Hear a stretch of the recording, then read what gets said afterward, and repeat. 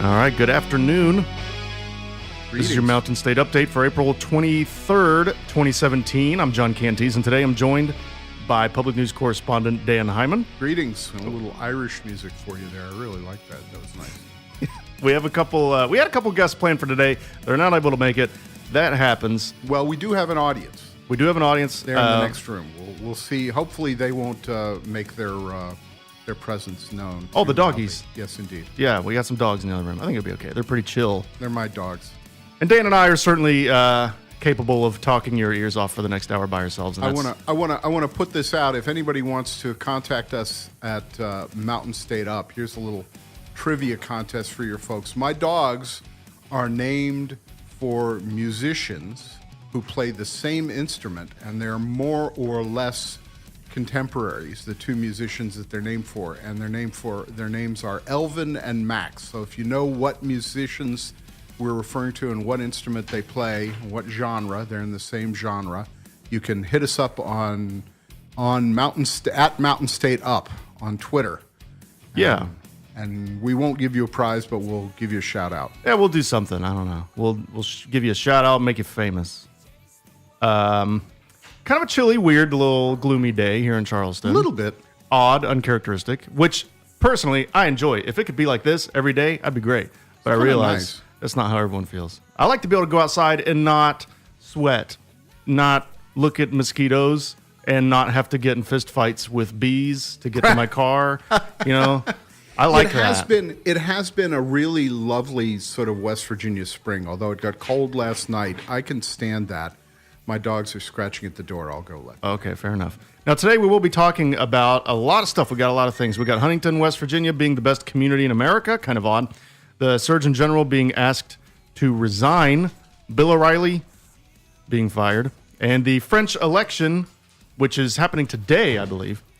And we have all that plus more. But first, we need to go into the Donald Trump tweet of the week, a.k.a. The tweet of the week. The tiny-fingered bully report. So, Obamacare is in serious trouble. The Dems need big money to keep it going. Otherwise, it dies far sooner than anyone would have thought.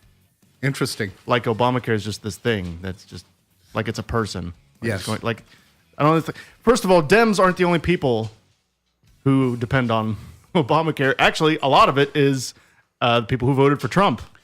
Which is why they're having so much trouble coming up with a replacement plan. First of all, there's a lot of people who have lung problems from coal mines that would be considered pre-existing conditions. Right. You know, there's a lot of things. So if they do, they're going to take another crack at this. It looks like they're going to go. It looks like they're going to try. We'll see. It doesn't seem the implications I'm seeing, because I've been reporting on this, are that they still have trouble getting to enough votes to get something to pass, because they either make the hardcore conservatives happier, the Freedom Caucus happier, by making the Obamacare replacement less extensive and less of a government program that's less intrusive into the market, which would please the Freedom Caucus. But if they do that, then they cut more people off of their insurance, and then they lose the moderates. Right. So you got to please Mitch McConnell and Tom Cotton. Yeah, basically. And those are good kind of personifications of those two wings, right? I would say it's more like you've got to please Susan Collins and Mike Lee, or Rand Paul. Right. Man, Rand Paul, he turned out to be just not a good, nice person. Watching him in that primary, the 2016 primary, he just I don't know, it's kind of a tangent I'm going on, I guess. Yeah, but yeah. I was disappointed with how the kind of person he turned out to be. The thing is that they, the Republicans, especially, and when they go home to these town hall meetings, they're finding out that, not only is Obamacare a punching bag, it's actually a program that people need. Right. So and I think a lot of Republicans actually know that now. Right. Because now, I think a lot of them knew that to begin with. But now, a lot more of them know that now after their first attempt. Right. And all the people came out and said, wait a minute, I happen to be a Republican, but I benefited from this. Don't take it away. And then they see, oh, wait, it's actually real. It's not just this big nebulous monster that we can just make fun of and use as a football. Exactly. So okay, so they're going to come after that again, and we don't have any details on it yet. But I imagine, the only other direction to go is more towards the Freedom Caucus, right? Because those are the people that stopped it from happening last time. Well, but that's, a lot of people have said that, but if you look at the actual vote count, there were about as many moderates in what's called the Tuesday group who voted against or were going to vote against the last proposal, the Ryan Care or Trump Care proposal. So that's where they're stuck between a rock and a hard place. And to quote the president, who knew healthcare could be so difficult? Well, everybody. If you remember when Obama, it took Obama like a year and a half to get it through, didn't it? Yeah. Oh yeah. It's not simple. And it's not simple stuff. So. And this is, Trump is running into the wall of reality. And it wasn't even that extreme of a thing, really. It wasn't even really healthcare reform. It was insurance reform is what it ended up being. Right. Which is fine. It needed to happen. But it ended up even not being that drastic. We were talking, it started out talking about single payer for about 5 minutes. And then it was public option. And then it was, we'll make some rules for the insurance companies. Well, and to say just very briefly this business about, Obamacare is collapsing, Obamacare is imploding, it's circling the drain, it's not in true. A spiral of death. Not true. Well, it's really not. There are a lot of places in the U.S. that are down to one insurance company, and some of them there's a threat that insurance company would withdraw, which is probably the weakest point. And that's where these subsidies come from. It's as if maybe the insurance profit motive maybe shouldn't even be there. Gee, I don't know. What a radical thought. Well, Jesus, every other country on the planet's doing it. But the money that Trump is talking about in that tweet is basically one form or another of subsidy for the insurance companies to keep them in these marketplace exchanges. Now, the exchanges are not a problem. They're actually at an expanding number of people are actually going through the exchanges and getting insurance. So that's not where it's imploding. The problem is keeping the companies in. And the solution, I think you may or may not have intentionally alluded to this, is that if we had a public option. Oh, that's intentional. Yeah, none of this would be. I intentionally alluded to that. It's just none obvious. of this would be an issue. I don't have patience for people who think that any other. It's so obvious. The only solution to this is ultimately Medicare for all. That's the. Right. And I'm not saying that to echo Bernie Sanders. I'm saying it because that's the program. It's Medicare. Right. It already exists.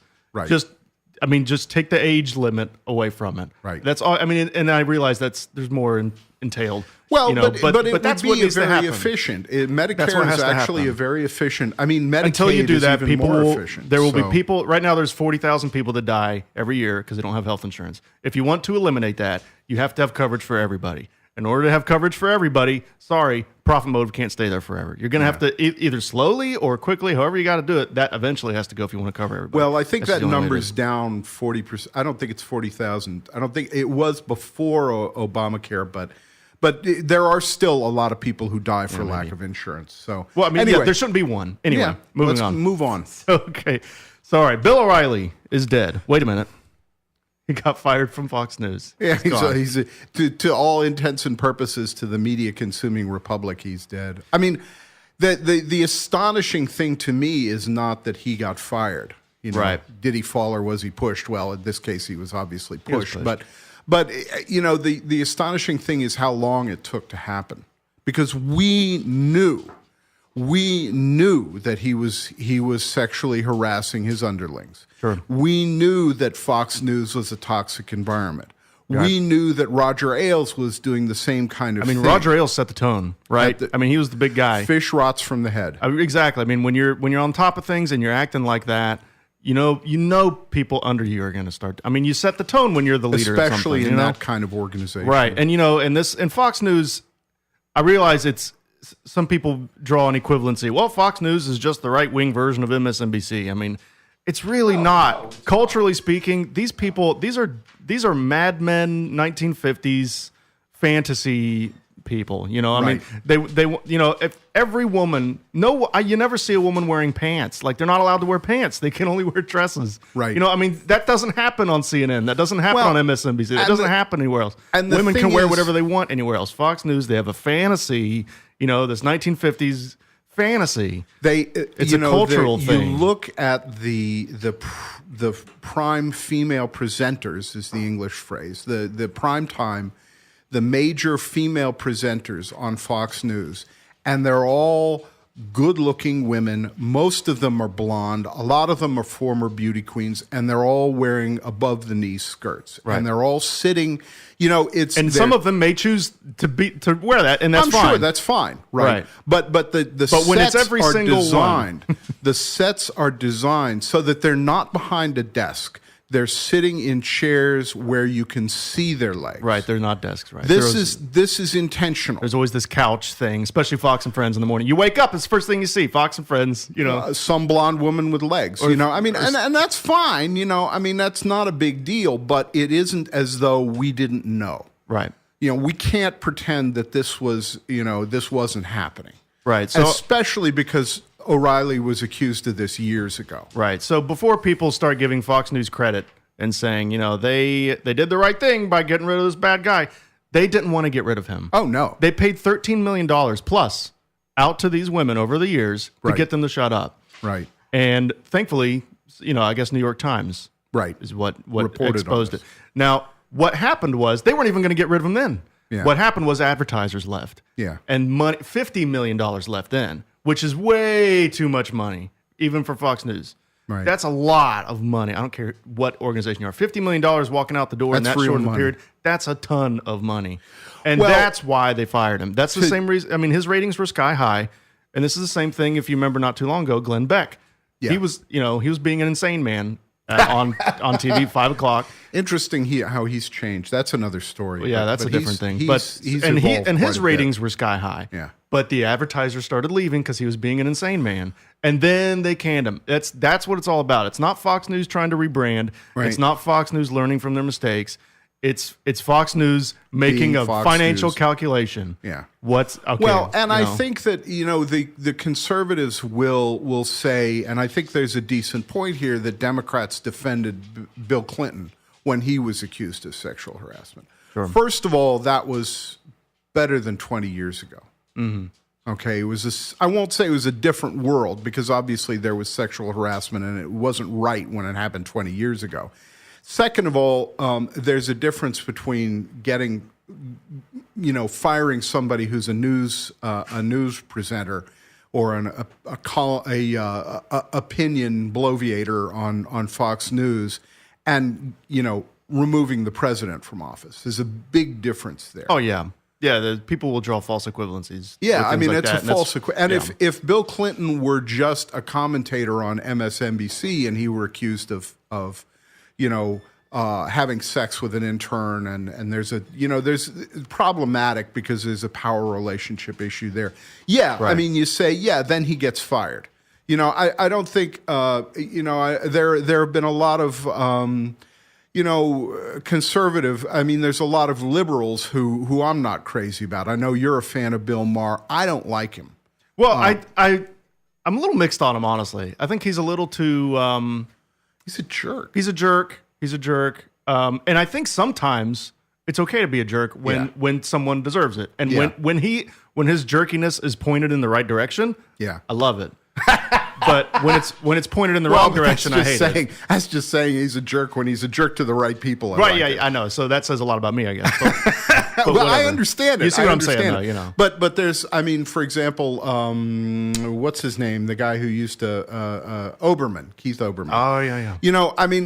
Keith Oberman got fired a few years ago from MSNBC, and I was divided about that because it kind of looked like he was being, he was doing things that he shouldn't have been doing. He's got a YouTube show now. You can watch him. I mean, if you want to watch And him, he's doing the there. same thing. If you liked him back then, you'll But like him now. for example, Oberman and Juan Williams got in trouble for, I think both of them gave money to liberal causes, and they got in trouble for that, and they got justifiably in trouble for it. I mean who the would have point thought? is, Who would have thought Keith Olbermann was a liberal? I don't know. that's a surprise. I mean, I don't see. But you're not supposed to give money. I mean, Right, that's right, right. You're that's not. part of it. But anyway, so I mean, yes, the sauce for the goose is sauce for the gander. But the people on the liberal side have gotten whacked too. The Right. thing about O'Reilly, and I think this is something that smart media analysts have pointed to, is that there's this kind of middle-aged white guy with their chip on their shoulder. You know, my favorite political commentator, Josh Marshall, has pointed to the fact that both O'Reilly and Trump are from the outer boroughs of New York, that they're these kind of middle class or upper middle class guys who have an attitude because they feel like New York high society rejected them. And so there's this level of anger, right? Angry white guy that they exude, that is their stock and trade. And this is very very nice audience for that. Well, nice sized audience. well, I should say. it's Not a aging. nice It's an audience. aging demographic. Yeah, I mean, one day it's going to be gone.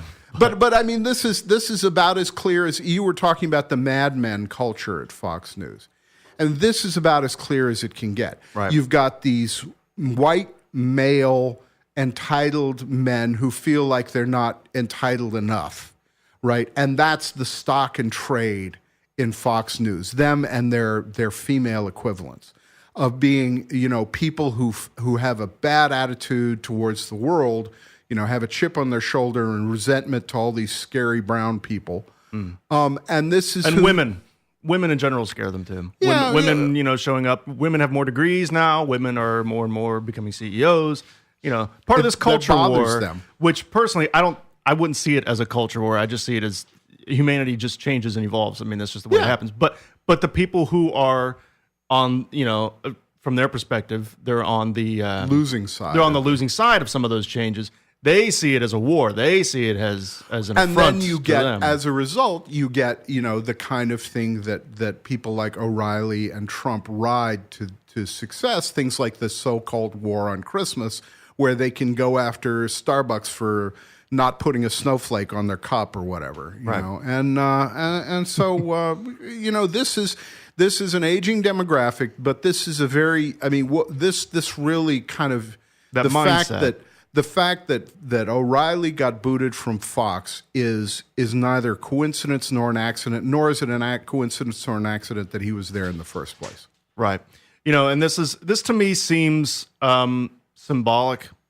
Yeah. And, it's this, like the culture war that really is a term Bill O'Reilly invented. Yeah. He lost it. Yeah. He lost the war that he invented. I mean, look around the country. Look around the country. West Virginia just passed a medical marijuana law. Right. Okay, we now have gay marriage in West Virginia. I mean, I figure that one.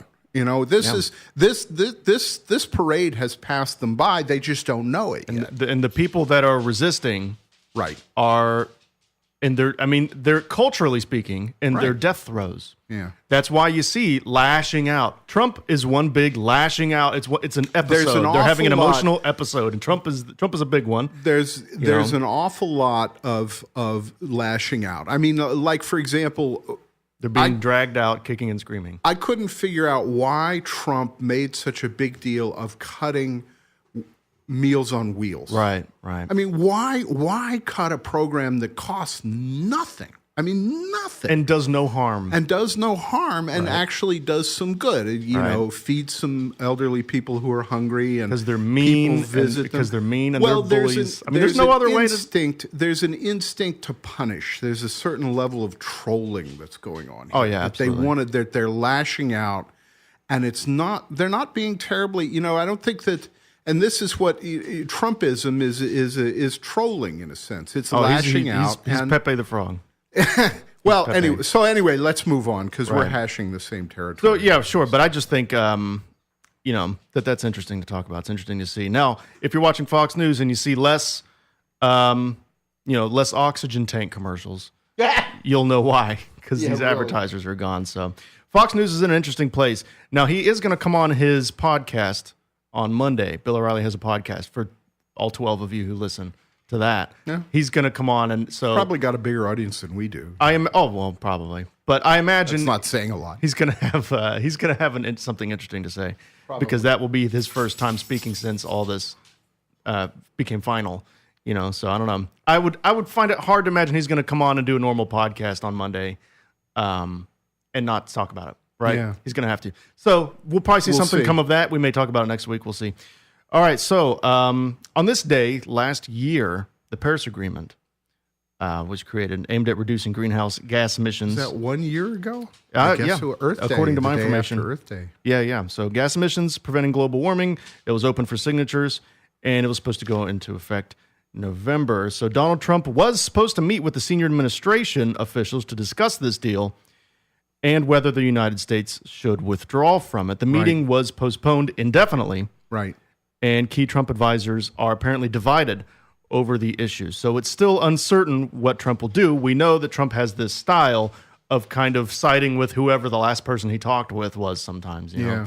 So it's hard because, so he has people in his administration that are divided on this. And so it's interesting. I'm not sure what's going to happen. This EPA scientists are studying the human connection to global warming.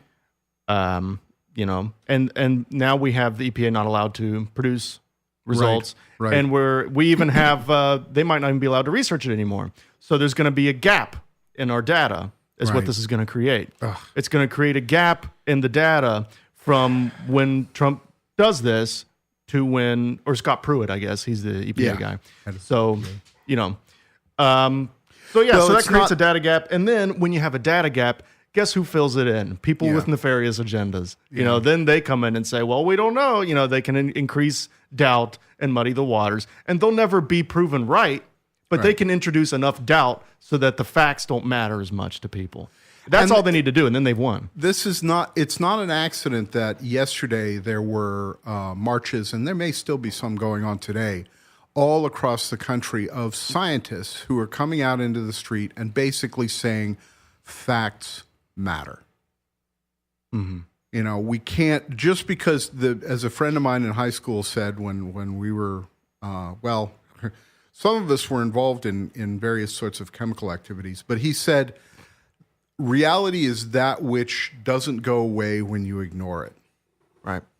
That's the great thing about science is you believe in it or not, it's still there. It's still there. Right. And I mean, we've reached the point where the folks who are in charge of expanding humanity's knowledge of the universe, of the world and the universe, have to come out into the street with placards to say what we do is important, deserves to be funded, should not be shunted aside because somebody makes more money if they ignore us.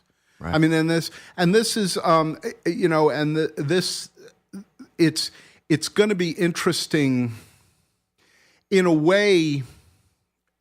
There's some debate. I've been covering this a little bit. There's some debate as to whether or not the United States will meet the climate goals in the Paris Agreement, which are modest goals. Very modest honestly. goals. I mean, it may be too little too late. If everything were done perfectly well with the agreement, that still might not even be enough, according to the scientific community. But the question, to go even further back from that, in a way, some people are arguing, and I think there is some basis for this. There's an interesting piece. I'll post it on the Twitter feed at Mountain State Up. Right. That shows that in fact the price of renewables is continuing to fall. The market is sort of taking over, and in fact, renewables were the largest source of new generating power worldwide. Last year, and the price is continuing to drop by about 20% for wind, solar, and offshore wind, all three. And there were a small part of the generating capacity, but they're continuing to increase because they're cheap. And this is why you saw the head of American Electric Power on the front page of the Gazette, talking about the fact that they're not going to start burning more coal. They're not going to start putting up new coal-fired power plants. They're just not going in that direction because A, renewables are cheap. B, as he said, their customers, their major electric customers, the ones that they're trying to sell power to, the Amazons and the big businesses, the big businesses that that would be large consumers of power for years ahead that they're trying to get to locate in their area, want renewable power. And so this is why we had that on the front page of the Gazette. This transition is already underway. The question is it going to be would it be fast enough to meet the Paris Accords no matter what Donald Trump decides? That's A. And B, as you were pointing out, is it fast enough to avoid most of the more catastrophic results of climate change, which we're probably in for a bad time in a lot of ways, which is another point I'd like to make. Sure. Not only is American Electric Power, which at various times has been the world's single largest consumer of coal. Let me repeat that. American Electric Power, world's single largest consumer of coal at one point. I don't know whether that's still true or not, but the fact that they ever were is something. Yeah. And they, they're now saying that they're not going to go back to burning coal. That's number one. Number two, we have unusual forces coming to bear in the climate debate. So, for example, the military, the Department of Defense, they're concerned about climate change for a lot of reasons. One reason they're concerned about it is because they see climate change disrupting weather patterns, causing more conflict. Oh, yeah, it's already affecting the Middle East. It's already it's affecting the Syria situation. Well, there's a very smart analysis that was done in a book that I was referred to by one of these military guys who said there are people who think that that a long-term drought in Syria caused larger populations to go to the cities, right? Which added to the disruption, combined with the Arab Spring, which is part of the reason we have a civil war there now. And this is not an accident. This is right. This is something that the military planners who are looking forward thinking and looking into the future realize this is happening. They also realize that the world's largest naval installation, Newport News in Virginia Beach, Norfolk, shipyard. Norfolk Grumman. No, that's Northrop Grumman. This is Norfolk. Oh, okay. Norfolk. All right. Norfolk. That's the world's largest military installation, and they're actually having to make some changes there because of sea level rise. Right. They're raising the piers. These huge piers that your aircraft carriers dock at. They're having to raise those. They're having flooding in those cities on clear weather days when the moon is full. Now, why is all this? Why is all this? Why are we so slow to react? Right? We have to realize this. Why are we so slow to react to this? Why are we half of the population doesn't even believe it's happening? We have misinformation people coming out of these oil companies. Yes. Like I said before, they muddy the waters. Yes. They distort the data just enough so that they don't need to be right. But the people that are right need to look questionable. And then they win, and then they're done. That is the whole reason why we're not at this Paris Agreement 10 years ago, 20. The ExxonMobil had this information decades ago. Yeah. They knew this was coming. And they've had all that time to plan and prepare their misinformation campaign. I think it's more complicated than that. I think that's one part of it. Clearly Exxon funded climate denial, and now they've actually come on board. The Exxon is one of the companies that's lobbying the Trump administration. Well, he's the Secretary of State. Yeah, well, he's recusing himself on that issue, but the former head of Exxon, Rex Tillerson, right, is the Secretary of State. But his former company, is actually lobbying the White House to try to get it to stay in the Paris Climate Accord right now. they went from funding denial to sort of speaking in favor of the accords. And That's part of the interesting. reason, it's less dramatic than you think it is because, as you pointed out, there's a lot of concern that even if the Trump administration stays in the agreements and follows the letter of what it's committed to, it still could undermine efforts to achieve those goals. So, it might just sort of keep it as a paper, law on the books in essence, but not enforce it. Mm-hmm. And that's that would be the easiest. That would be sort of the low, the path of least resistance for somebody like Pruitt.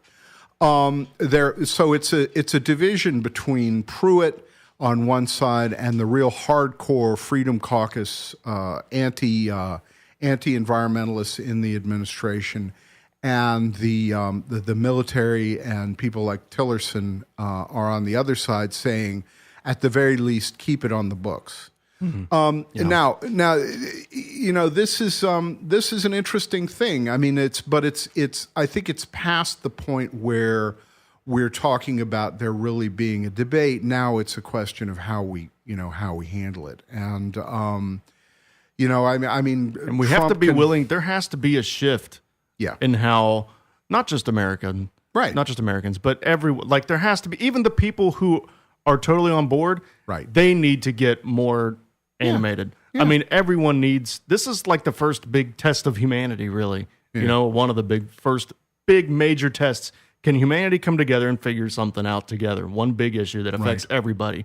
And everyone needs to get on board. And people who are on board need to get more on board. Not an accident that we have. I mean, I think that part of what has happened in the past, certainly in states like West Virginia, is like somebody who thinks they might have cancer, but they want to deny it because they don't want to deal with it. Right. They don't want to hear. Painful, expensive, and difficult, and they just don't. They want to pretend it's not there, and they hope it'll go away. Well, unfortunately, this one's not going away. Right. So we got to deal with it. Okay, we're going to take a quick little break. Just a couple minutes. You're listening to the Mountain State Update on WTSQ 88.1 in Charleston. Follow us on Twitter at Mountain State Up, and you can always catch up on other episodes on YouTube. Now we're going to take a quick little break, just a couple minutes. And we'll be right back here on WTSQ. Say hello, Elvin. Say hello, Elvin. All right, this is the Mountain State Update on WTSQ 88.1. I'm John Canties, and I'm joined by Dan Hyman today. Dan, remind everybody what's going on right now. Hey, little Ramones for you folks. So in the entertainment news, we have two guests in the studio today. These are my dogs, Elvin and Max. And we have a contest of sorts running on Mountain State Up on Twitter. We want you to figure out and tell us, the two dogs are named Elvin and Max, and they're named for musicians who play the same instrument and the same kind of music. Who are they named for? That is the question. Who are they named for? So tweet us at Mountain State Up and let us know, and we'll do something. And fun. Maya, did she tweet us? Was that a tweet or is it a text? She Facebook messaged me, quote, a woman with legs. Some blonde woman LOL. with legs. Well, it was, okay. As opposed to a woman without legs. Yes. But, I know what you meant. We know what you meant. I stand corrected. I mean, we know what you meant. A blonde woman with her legs on display. Let's put it that way. Sure. Okay, so now there's another election. I think it's happening today, actually. Yes, it is. The first round. The French election. Yeah, they kind of do it in an interesting way where they have a first election and it's with everybody from all the parties, everybody. Right. And then the two winners go on to have a head-to-head election on May 7th. What a crazy idea. I believe. I like it.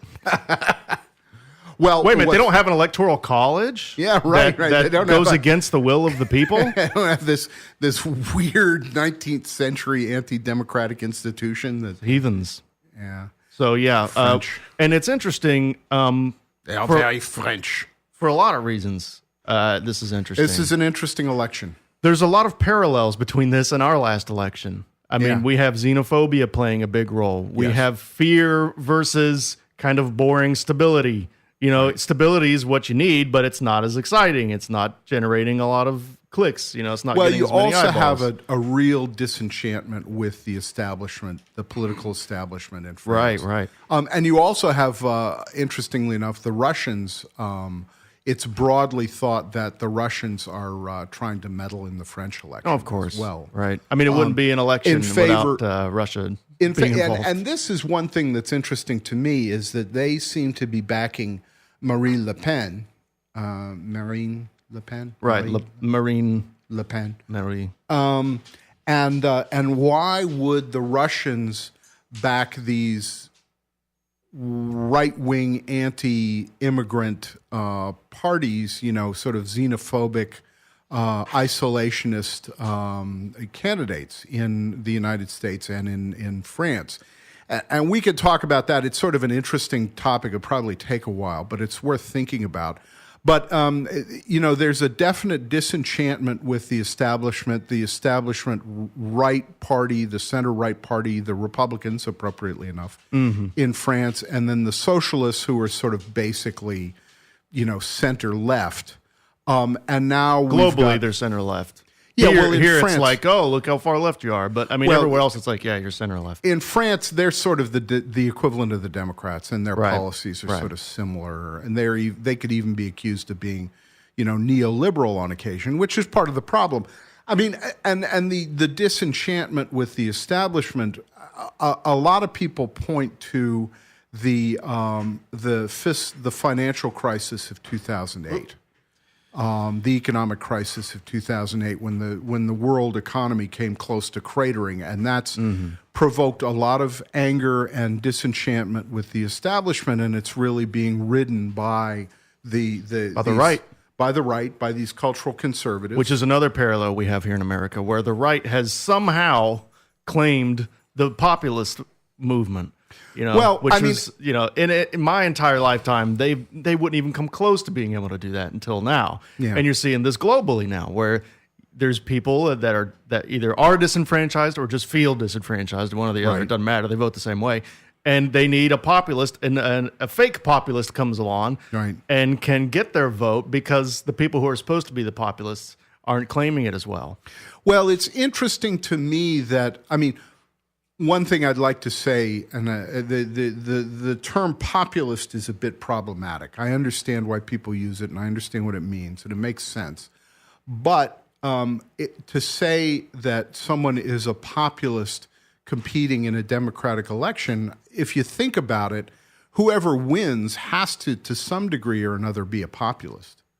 Well, because sure. they're not gonna get the votes. They have to be popular. So popular, right. But if you look at the word like an English professor, then I understand what you're saying. I just mean it like in a no. It makes sense to use that term, right? And that's I all think I mean.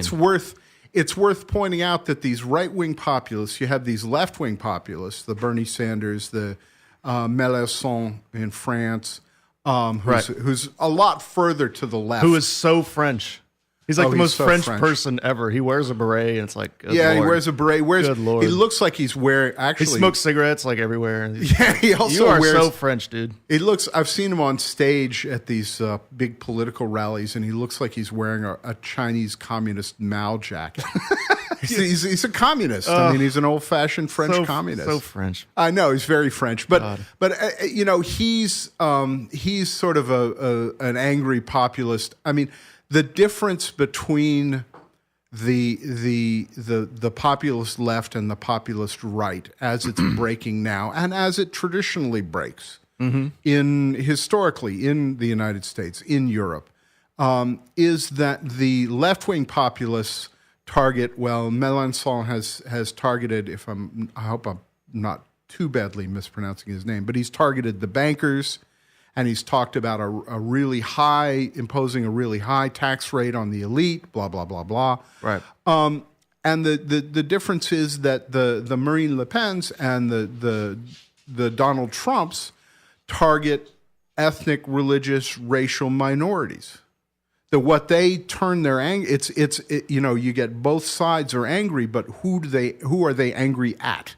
Right. We were talking about the Bill O'Reillys of the world being fueled by anger, and channeling that anger. Well, who do they channel that anger at?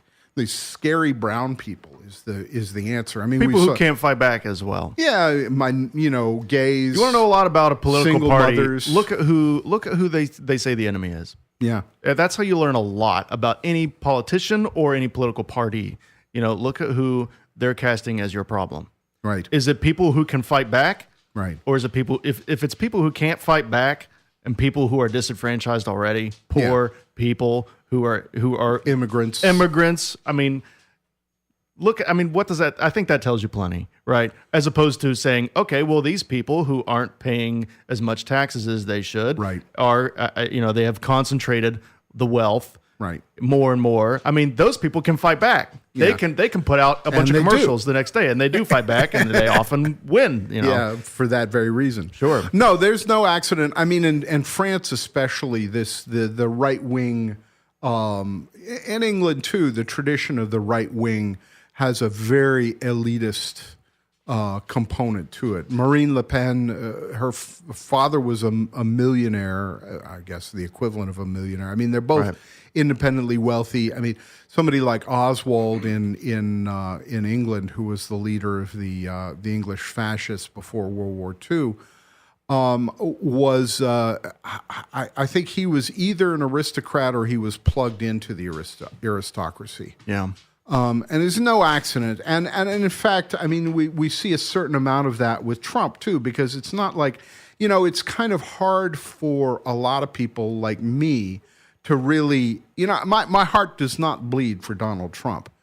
I mean, he's a billionaire. He doesn't need me. Yeah, I mean, he doesn't need me to defend him from, as a reporter, for example, to defend him from the slings and arrows of an outrageous fortune, Right.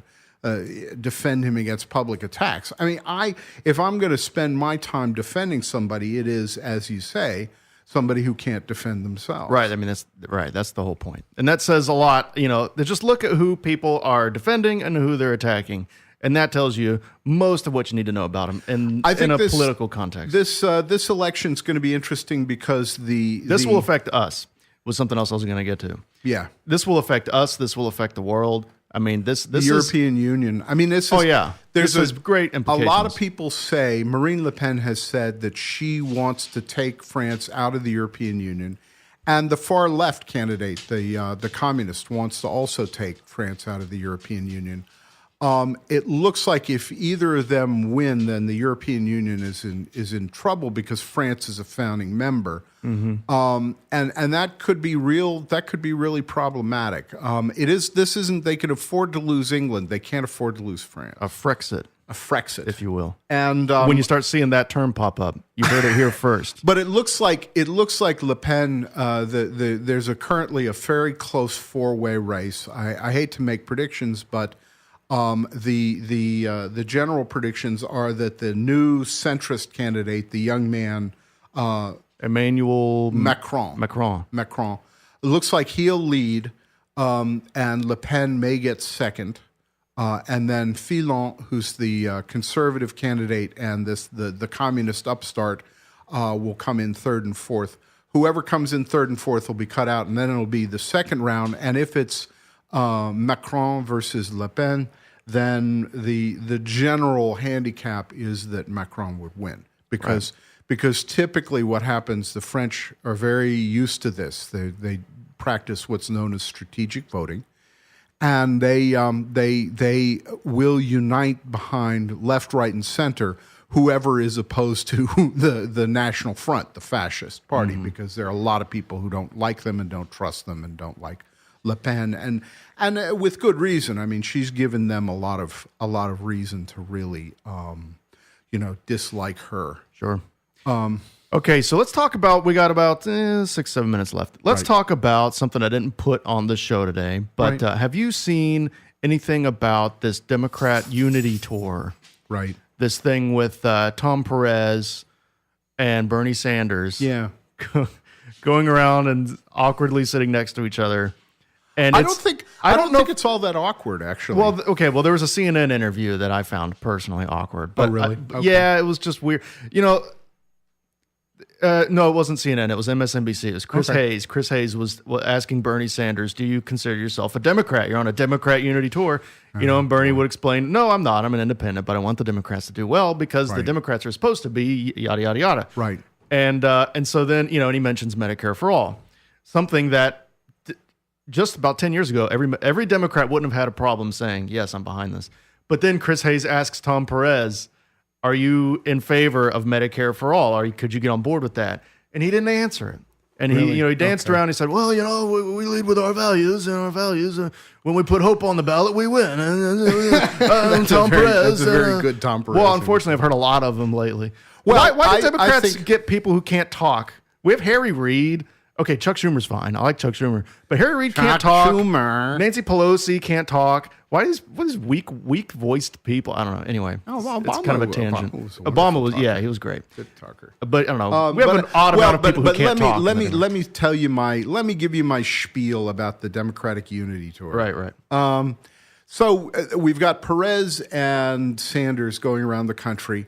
And yes, sometimes in the crowds, there's been chants will rise up. Bernie would have won. Bernie would have won, which I'm sure you're glad to hear. But I don't like that being a reality. I wish Bernie just did win. But I mean, the thing is that if you scratch beneath the surface of these two men and their ideologies, let's just start there.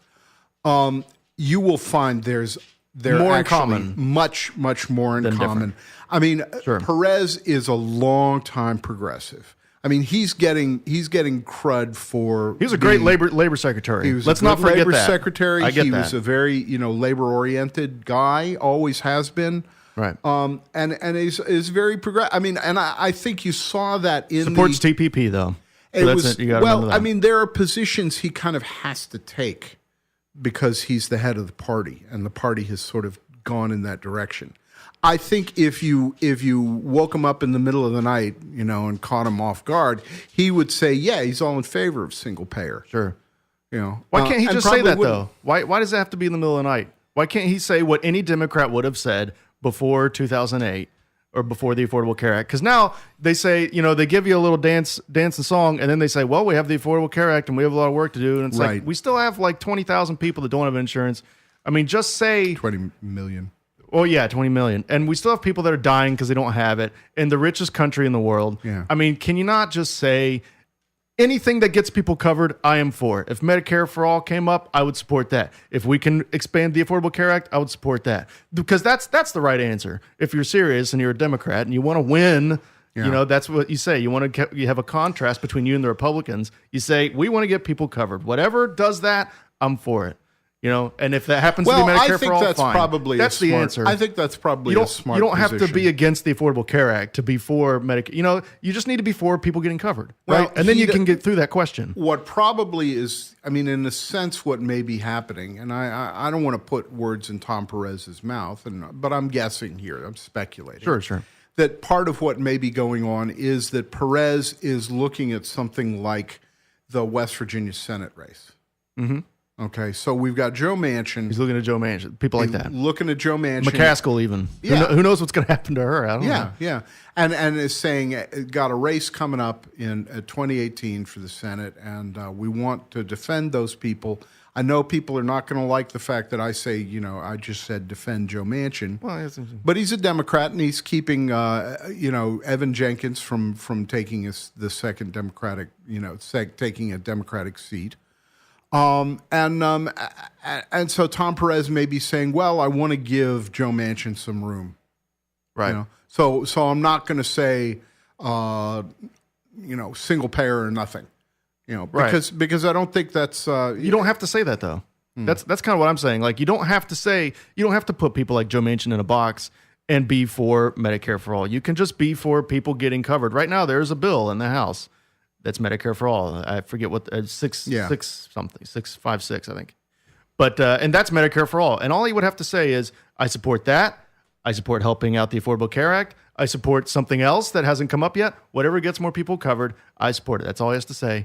And he doesn't have to put Joe Manchin in a box. Yeah. He doesn't have to align himself closely from Bernie Sanders. He doesn't have to be away from Bernie Sanders. You just say that. Yeah. And Bernie Sanders would agree. And then, I don't know, it just seems like an easier question than the Democrats are making it. It just seems like an easy question. I do think it makes sense to press the Democratic Party to move to the left because that's where the excitement is. Well, and that's, I mean, not just excitement, not just for excitement's sake, but look at what they've done since Obama. You know, Keith Ellison mentioned this week. He talked about Obama wasn't really a big party leader. He didn't really help with the party. He helped him. He got elected. Right. But all the Democrats have done since Obama got elected was lose. They've lost the House. They lost the Senate. They lost the state legislatures. They've lost the governors. You know, they've lost the Supreme Court. They've lost everything. Democrats have been totally wiped out since Obama became president. And so this fiddling around with the answers and well, when we put hope on the ballot, we win, and we have our values. Our values are good, and the Republicans are bad, and we're good. Like that clearly doesn't work. That clearly doesn't work anymore. Well, in defense of Tom Perez, I do have to say that the Democratic Party is about as unified as a party can be, given the fact that Donald Trump is in the White House. You know, I mean, I don't think you're going to have a trouble getting hardcore liberal Democrats to the ballot box. No, I mean, that's definitely going to help. But you're going to see some intense primaries. I think 2018 is going to have some intense primaries. Well, okay. And that's fine. There's nothing wrong with that. And, you know, and progressives are going to win some of them, and more quote unquote establishment-y type Democrats are going to win some of them. And, you know, Democrats need to. My point more broadly. Okay. So for example, Bernie Sanders has talked about, whether or not we want to have a more, shall we say, class-based approach. Or do we want to have more identity politics, which is based on someone's ethnicity or right. you know, or skin color, whatever, yeah. or you know, or characteristics, you know, or their gender choice, which matters. And I think it all matters. I don't think personally that there's all that much difference between those two philosophies. I think that, you know, maybe there is a difference of emphasis, but if you get somebody who's... it's a matter of degree, depending on who you talk to. Yeah, I mean, which is fine. Yeah, I mean, if you get people of color or if you get, you know, women who are concerned about reproductive rights or if you get, you know, LGBTQT folks who are concerned about gender issues, they're going to vote for a you know, a social progressive like right. Bernie Sanders, you know, because they see his point as well. I don't think that there's that big of a divide there. So, well, we're going to find out. But I want to thank Dan for coming in today. Glad to do it. You were out of town. Yep. You were in Pittsburgh. I was in Pittsburgh. How was that? I was good. I love the Burgh. I love going to the Burgh. I need to go. I need to check it out again. It's been a while. Yeah. Good brew pub up there. Oh, yeah, absolutely. It's kind of like a Charleston times 1,000. Town. In a way, it is. In a way, it is. So we Capital of Appalachia. So hit us up on Mountain State Up. You can find my stuff at publicnewsservice.org, and I will post the link to the prices of energy. And you have until next Sunday to tell us who Dan's dogs are named after. Yeah. And we have until next Sunday to think of what your prize will be. Yes, if there will be one. It's an impromptu contest. Just kind of happens. At the very least, you will get your name mentioned on WTSQ. All right. Time for some authentic Rockabilly and Blues. Rockabilly and Blues coming up here on WTSQ 88.1 in Charleston. We'll be back next week. WTSQ LP. LP. Right. That's Got to say that. That's right. We'll be back next week. Thanks for listening. See ya.